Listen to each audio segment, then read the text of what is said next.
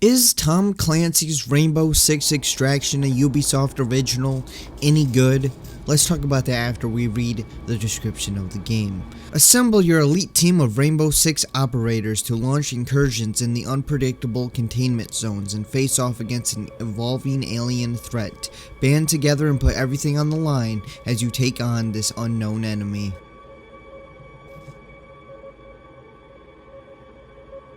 In Extraction, you go on missions that are pretty boring, uninspired, and stupid. Like, the objectives in this game are pretty much like the objectives in Rainbow Six Siege, but without the intense, exciting PvP gameplay. So, one objective in the game is you place 2 bombs on these alien things, and then you defend them for 2 minutes, and then boom, that's the whole objective. And then you move on to the next area, and then maybe the next objective is stand in this square for a minute, and then move to this other square, and then stand on this for a minute and try to survive while you're standing on this square for a minute. I mean, pretty much all the objectives are like that, and they're just as boring and just as pathetic as the rest of them. They're all just like the most mundane objectives you could ever think of. And they're not like open objectives either.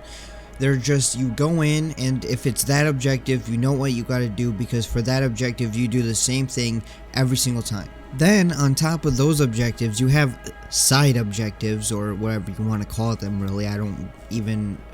They shouldn't even be called objectives, but you're also supposed to do these extra things during missions that are even more uninteresting than those previous ones.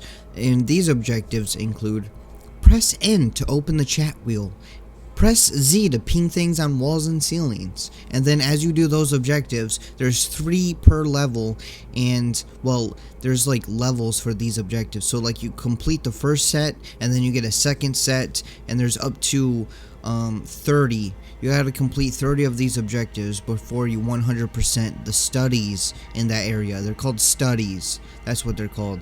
But they're just the most boring, uninteresting thing. Even more boring and uninteresting than the main objectives. There are also less operators in this game than there are in Siege, which doesn't really make any sense, because they could just copy and paste them into this game, and they already have the operators, their abilities and their looks and everything. They don't really have to do much but carry the operators from Siege into this game. But nope.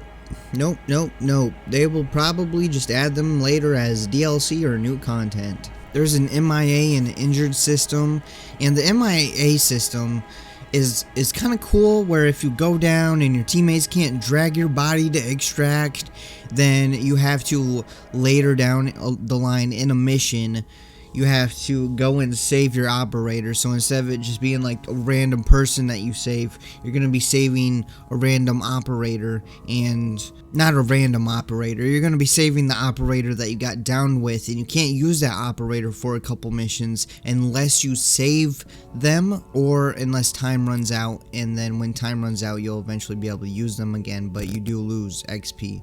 But honestly, the injured and the MIA system doesn't really add much to the game, in my opinion, and it just ends up being very annoying when you just can't use operator that you want to use because they're injured because you lost some of your health in the last match. The difficulty also seems a bit off, because the first and the second phase of the missions are pretty easy, and then you get to the third phase and you can have max health, and you'll probably have max health when you get to the third phase, because the first phase and the second phase are easy, pretty easy at least, and then you get to the third one, and then all of a sudden difficulty just completely changes, and then you just start losing all your health, and just, it's crazy, because my team went through the first phase, hardly even got touched. The second phase, again, hardly even got touched, maybe lost a couple points of health. And then the third phase, within like 20 seconds, all 3 of us were dead.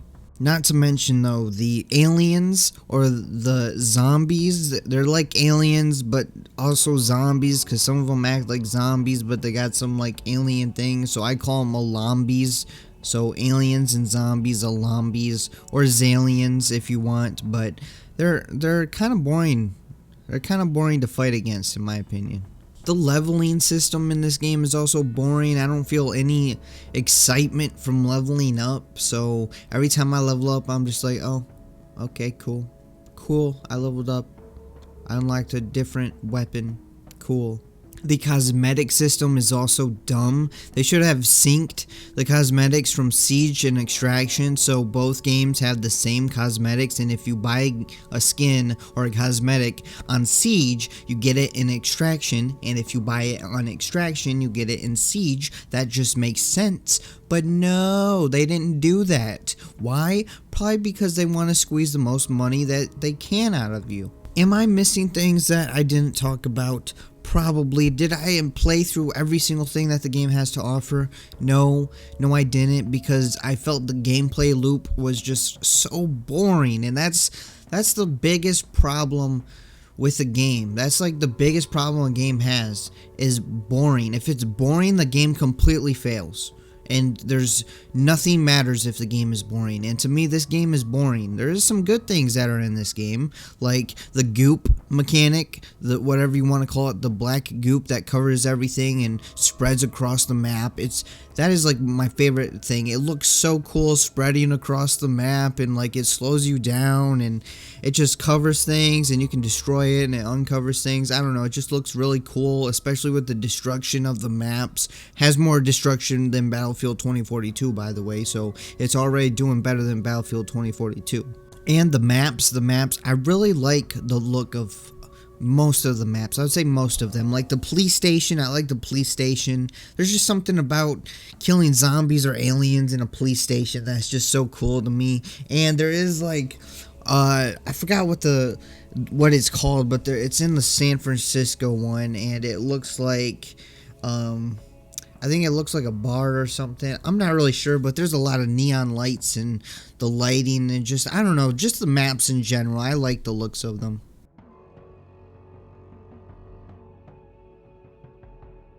The graphics of this game looks pretty good. On the highest possible settings, it looks pretty good. I think it looks a little bit like Rainbow Six Siege, though I haven't played Siege in a while, so I'm not 100% sure, but this game does look pretty good.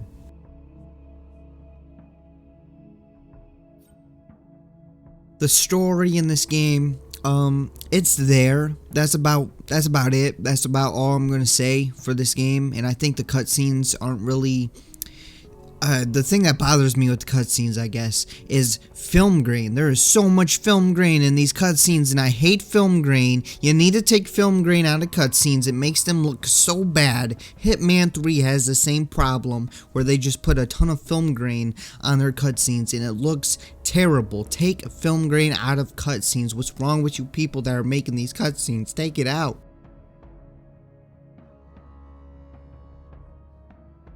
Now, I asked the question, do I recommend this game? No, obviously not. I don't. For me, the game is very boring and uninteresting. I mean, of course, that is my opinion, obviously. But also, for $40, it's definitely not getting a recommended. It's just boring and costs $40. That's just not a good thing. But it is also on Game Pass, though. So if you want to try it, I would recommend playing it through Game Pass. Otherwise, just skip this game and go play something else. Anyways, that's all I got to say for this video, so I hope you guys enjoyed it. If you did, make sure to hit that like button, leave a comment below, tell me what you guys think about this game and this video, and if you haven't already, hit that subscribe button because you want to be subscribed, and I'll see you guys next time.